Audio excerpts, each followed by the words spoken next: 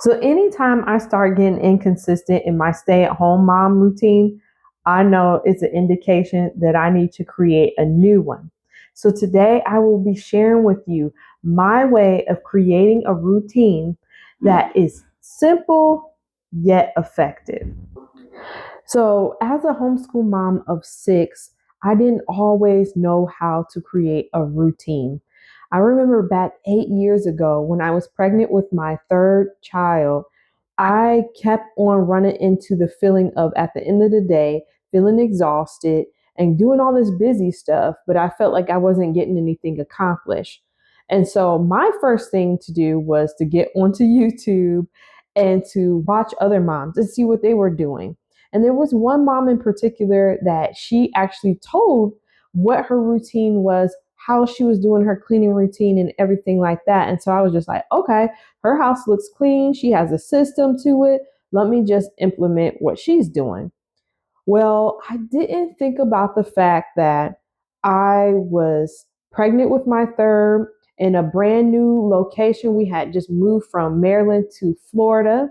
Um, my husband had started a new job, so we were in a new environment. Everything was brand new. All these transitions happening, and I was dealing with morning sickness.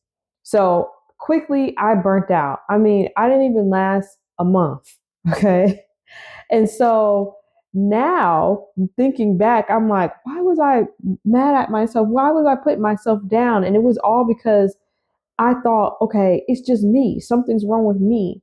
But this is the reason why this routine builder I'm going to share with you is so powerful because you will be able to consider all the differences and all the things that's happening in your household in order to build a routine that's going to fit for you instead of copying someone else and then feeling down about yourself.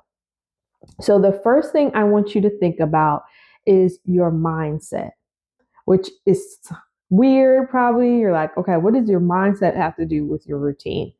Well, you need to understand what is the vision for your household. Okay. So, where is your house trying to go to? Meaning the people, of course, in your house.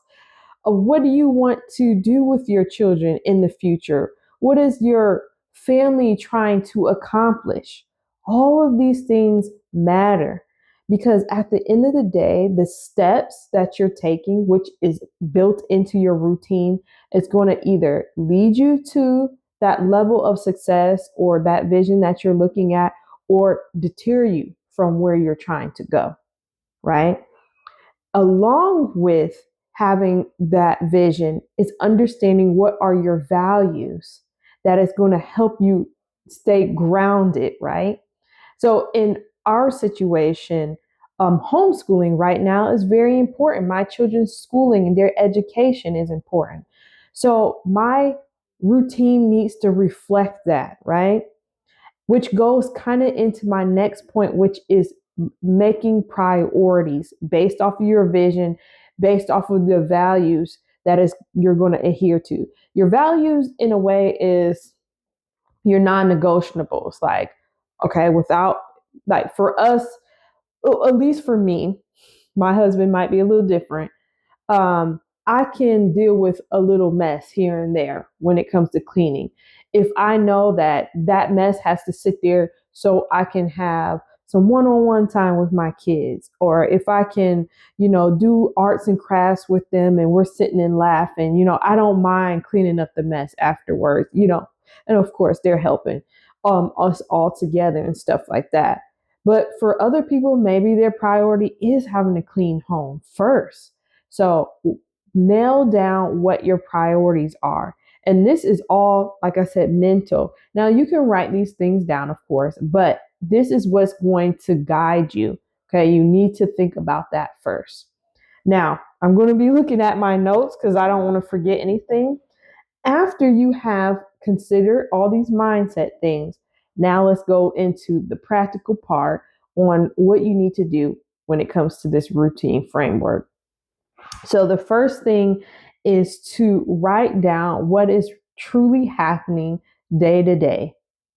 And so what you're going to do is you're going to take a piece of paper out or your phone, however you want to do it, And start with the time that you wake up all the way to the time that you go to bed. And you're going to put a daily log on exactly what is happening. This is very, very important. And the reason why you want to write exactly what's happening is because our minds like to exaggerate. So we either are going to exaggerate and say it's a complete train wreck for our routine, or we're going to make it all roses and sunshine and puppies. Okay. So we don't want neither one. We want the reality of what's happening. So think of it kind of like if you were talking to somebody that was going to help you fix your finances, right? The first thing you're going to do is they're going to say, print out them bank statements, and you need to know what's coming in and what's going out. And before you do any setting up a budget, okay? So that's the exact same thing. You need to write down exactly what's going on. Now, side note, do not wait until like the end of the week to try to recall everything that's happening. Again, you want what's happening in real time. So if you can, get a little notebook in the kitchen, so you can jot stuff down here and there, or at the night or during nap time, write everything down really quickly. And it doesn't have to be some drawn out thing, just notes here and there, because this is going to lead to our next point, which next is to take that plan and now you're going to figure out where things are going kind of haywire. What parts need to be changed because it's not leading you to those priorities that you now have set in your mind.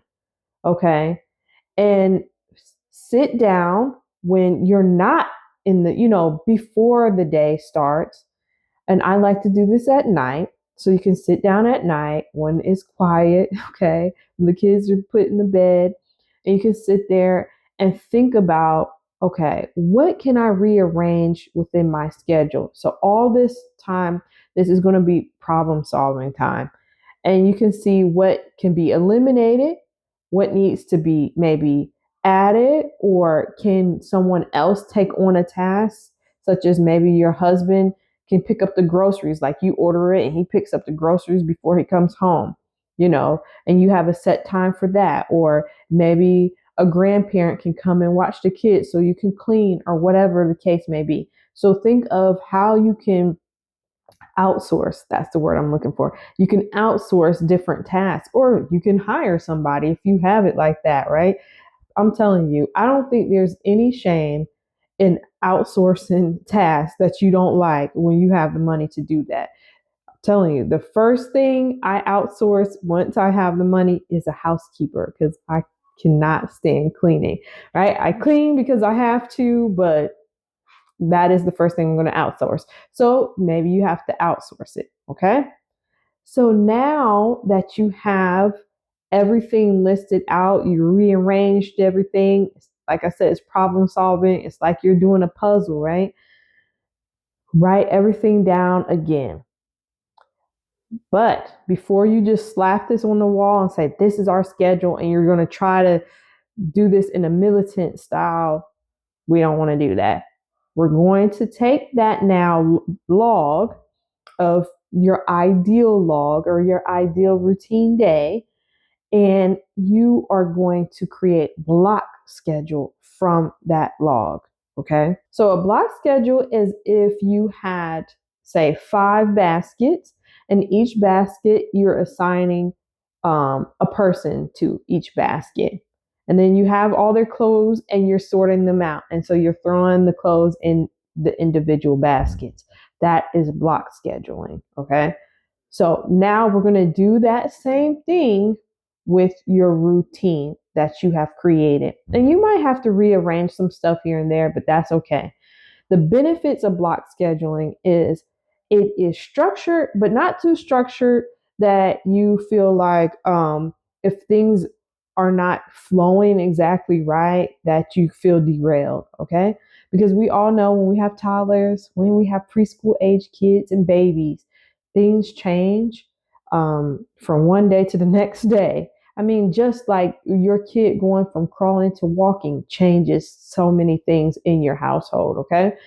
So the block schedule will keep you structured, helping you to know, okay, this is what I need to be doing at this time, okay? Because the cool thing is your block schedule is usually between 3 to 4 hour increments. You want a hefty amount of time, okay?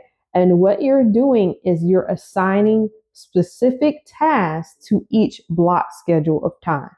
So, say for instance, you said from 7 to 10, that is our morning block. And during our morning block, these are the tasks that I'm going to complete.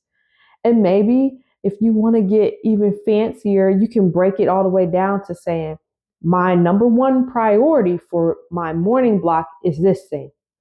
And my number one priority for my afternoon block is this one thing. And, and so forth and so forth. You can get it down to like that amount too. Like, I shouldn't say amount, but you can get that detail if you want to, however you need it to go, right? I'm telling you, this is the beauty of this framework. Okay. And so you can just create your blocks routine from your log. And there you have it. Now that you know how to create your own stay-at-home mom routine, watch this next video so you can continue to have a thriving stay-at-home mom life.